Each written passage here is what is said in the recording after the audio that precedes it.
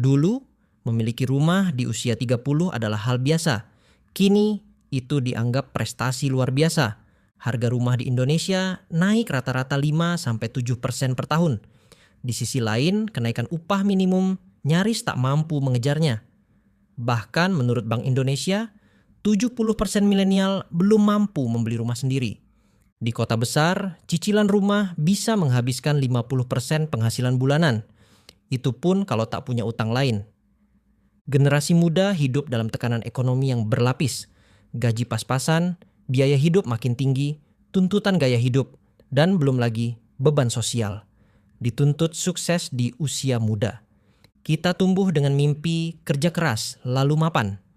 Tapi realitanya, kerja keras pun tak selalu cukup.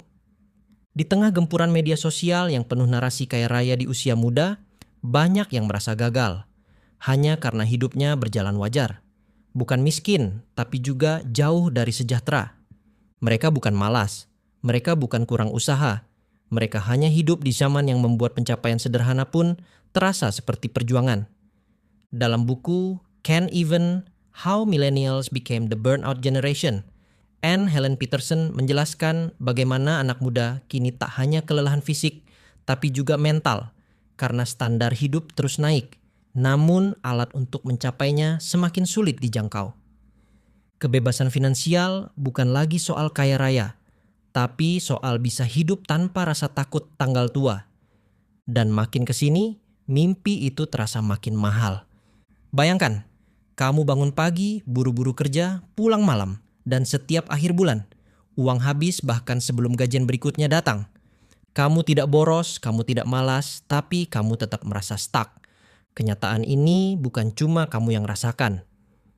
Menurut survei Kata Data Insight Center tahun 2023, hanya 14,8% generasi milenial dan Gen Z yang mampu menabung lebih dari 20% penghasilannya. Artinya, mayoritas hanya bisa bertahan, bukan berkembang. Dan ini bukan masalah finansial semata.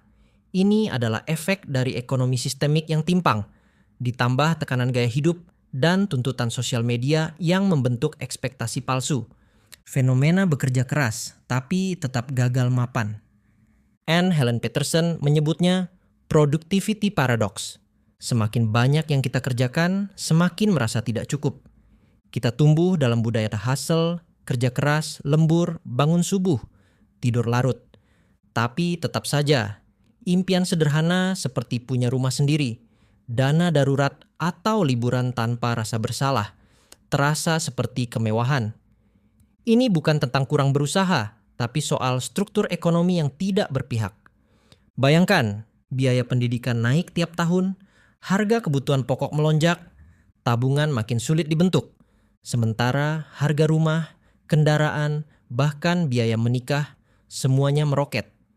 Sementara itu, pekerjaan dengan gaji layak makin langka. Banyak lulusan sarjana bahkan bekerja di sektor yang tidak sesuai jurusan, dengan gaji pas-pasan dan kontrak yang tidak menentu. Burnout generation dan tekanan tak terlihat.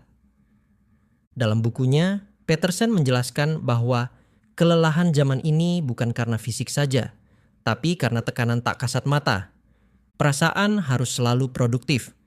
Kita membuka HP dan melihat teman-teman jalan-jalan ke luar negeri, selebgram beli mobil mewah usia 23. Orang lain sudah menikah dan punya rumah, padahal kamu bahkan masih struggle bayar kosan.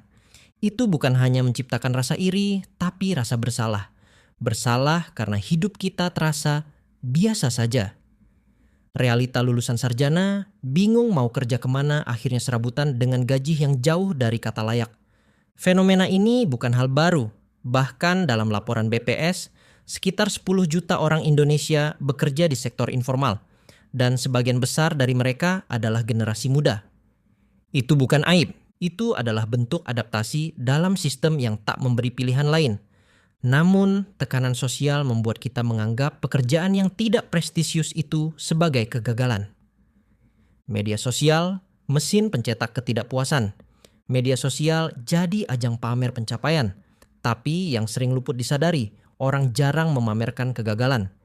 Yang kita lihat adalah 10% permukaan yang kita rasakan, 90% tekanan.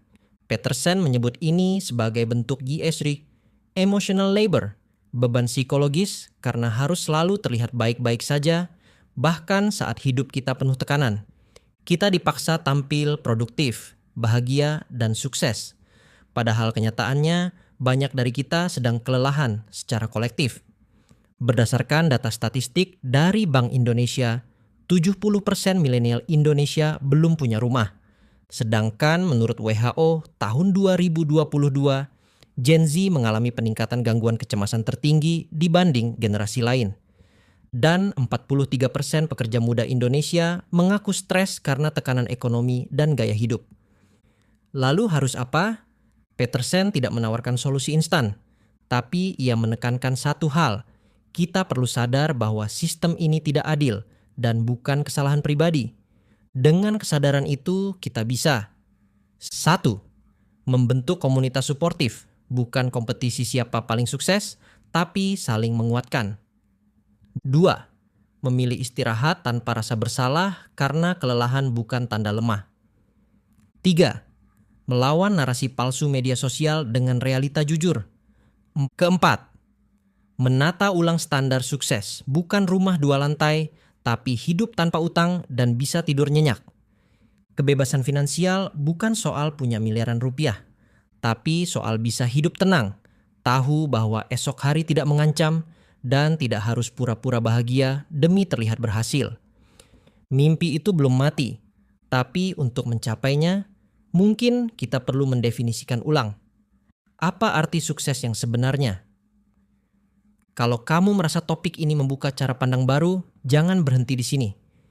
Di channel Menjelajah Buku, kita akan terus mengupas gagasan dari buku-buku yang memberi inspirasi dan perspektif baru. Dan kalau kamu ingin membaca langsung sumber pemikiran yang kita bahas, kamu bisa temukan bukunya lewat link di deskripsi. Dengan begitu, kamu bukan hanya memperdalam pemahaman, tapi juga ikut mendukung channel ini agar terus berkembang. Karena siapa tahu, satu ide dari sebuah buku bisa mengubah cara kita melihat dunia. Sampai jumpa di video berikutnya.